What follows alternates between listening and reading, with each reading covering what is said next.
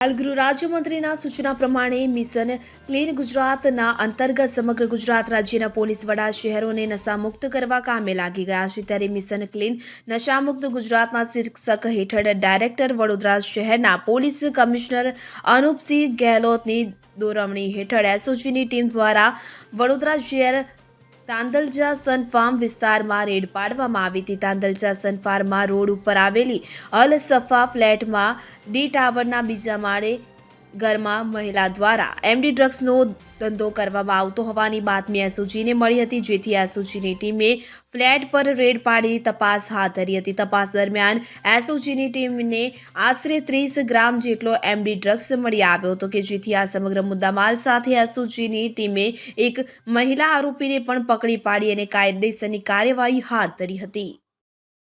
Bureau report CN24 news. હવે જુઓ દેશ દુનિયાની તમામ ખબરો તમારી આંગળીના ટેરવે। ઉઠાવો મોબાઈલ અને ગૂગલ પ્લે સ્ટોર પરથી ડાઉનલોડ કરો અમારી CN24 ન્યૂઝ મોબાઈલ એપ।